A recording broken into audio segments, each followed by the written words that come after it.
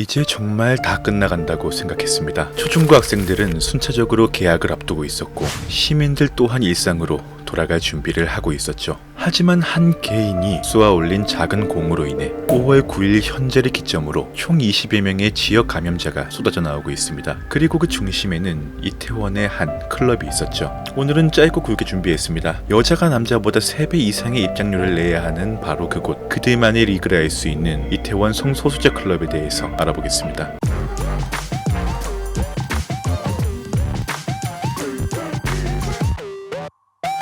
소처럼 일하는 루팡에게 구독은 큰 힘이 됩니다. 대한민국은 보수적인 국가입니다. 특히 성 문제에 관해서 말이죠. 대한민국의 성소수자가 수면 위로 떠오른 것은 2001년 방송인이자 사업가 홍석천 씨의 커밍아웃을 기점으로 볼 수 있습니다. 지금은 대한민국 최고의 셀러브리티로 자리 잡은 홍석천 씨지만 대한민국의 보수적인 사회 속에서 수많은 대중의 질타를 받아왔다고 심경을 고백한 바 있습니다. 이후 2002년 당시 주목받던 모델인 하리수 씨의 성전환 수술 고백이 이러한 젠더 역할의 고정관념을 흔드는 또 하나의 계기가 되었고, 항상 음지에 숨어있던 성소수자들이 활동을 시작하며 대한민국에도 이들의 문화가 눈에 띄기 시작합니다. 서울 광장에서 열려온 성소수자들의 퀴어 축제의 경우 올해는 비록 시국적 요인으로 취소되긴 했으나 대한민국의 이면에는 분명 많은 변화가 일어났습니다. 그렇다면 이들은 어떤 루트를 통해 친목을 나누고 이상형을 발견할까요? 이들은 주로 어플리케이션을 많이 사용합니다. 인접한 거리에 있는 상대방을 GPS를 통해 발견하고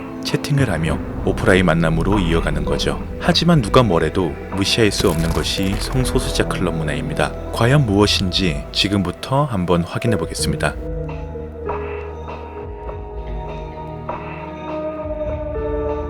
이태원, 외국인의 거주 비율이 높은 지역 중 하나입니다. 또한 성소수자들이 밀집하는 클럽 또한 다수 있는 것으로 알려져 왔는데요. 이태원에서 유행했던 성소수자 클럽의 대표로는 바로 펄스가 있습니다. 유명인들의 잦은 방문으로도 명성이 높았죠. 하지만 펄스가 역사의 뒤편으로 사라진 지금 그 자리를 채우고 있는 것은 트렁크, 킹, 그리고 힘입니다. 이 클럽들은 펄스의 사장과 그 외 공동 투자자들이 세운 것으로 알려져 있으며 클럽마다 컨셉이 조금씩 다릅니다. 킹이 젊고 트렌디한 분위기가 강하다면 힘은 남자다움을 표방하는 분위기라고 합니다. 이러한 클럽 외에도 성소수자 바들이 포진되어 있다고 하는데요. 이태원의 젊은 층들이 밀집하고 있다면 중년 이상의 성소수자 밀집 지역은 누가 뭐래도 종로와 낙원상가 근처 골목입니다. 우스갯 얘기지만 종로 근처 대형 커피 전문점이 성소수자들의 미팅 장소라는 이야기가 있는데요. 낙원상가 근처에 있는 70개 이상의 성소수자 바가 운영되고 있고 간판 없이 그들만이 알 수 있게 비밀리에 운영 중입니다. 이태원이 클럽 중심이라면 종로는 가라오케 문화 중심이라고 할 수 있는데요. 넓은 홀에 노래방 기계를 설치해놓고 술과 함께 데이트를 즐긴다고 생각하면 이해가 잘 되실 겁니다. 하지만 2010년 이후로는 이러한 나이대의 구분이 조금 모호해졌고 젊은 층도 1차는 종로, 2차는 이태원을 찾는 추세라고 하네요. 그렇다면 이러한 성소수자 클럽은 일반적인 클럽과 노는 방식이 유사할까요? 이들의 이태원 클럽만의 특별한 문화를 알아보겠습니다. 우선 우리가 아는 일반 클럽이나 나이트 클럽의 경우 철저히 여성에게 입장 가격이 유리합니다. 특정 시간 전에는 여성의 경우 무료 입장도 허다하며 흔히 말해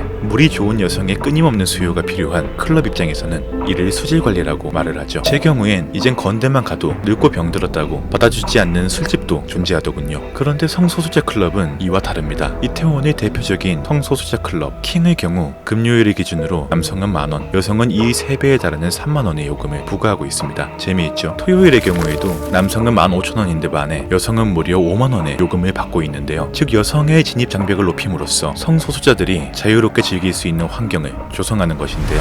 이들의 역할에 관해 말하자면 남자 역할을 탑이라 칭하고 여성의 역할을 바텀이라 칭하며 바텀의 비율에 비해 탑의 비율이 현저히 적어 탑의 마음을 얻기 위한 바텀들의 경쟁이 치열하다고 합니다. 성소수자 클럽의 경우 일반 클럽에 비해 노는 방식이 상이하며 노래가 나오면 자유롭게 춤과 유흥을 즐기는 일반 클럽에 비해 성소수자 클럽의 경우 단체로 안무를 맞춰 추는 것이 특징입니다. 흔히 끼곡으로 불리는 걸그룹의 안무에 바텀들이 단체로 노래에 맞춰 춤을 추고 탑은 안무에 참여하지 않은 채 매력이 있는 바텀이 누구인지 살피는 것이 이러한 성소수자 클럽의 특징이라고 합니다. 일각에서는 이번 용인의 확진 사태가 성소수자 클럽에 지나치게 프레임이 맞춰져 있는 것은 아닌지 우려를 표하는 목소리들이 많습니다. 하지만 확실하게 짚고 넘어가야 할 점은 이번 사태는 성소수자들의 잘못이 아니라는 것이며 무려 3군데의 클럽을 전전하며 추가 확진자를 만들어낸 턱벽이가 깨져야 마땅한 개인에게 곤장을 때려줘야 한다는 것입니다. 범인이 누군지 아시는 분께서는 꼭 빵댕이를 때려주도록 하세요. 끝날 때까지 끝난 게 아니라는 말이 있죠. 이번 일을 계기로 다시 한번 안일해진 위생과 건강관리에 집중하길 바라며 모두가 한마음으로 잘 극복해 나가길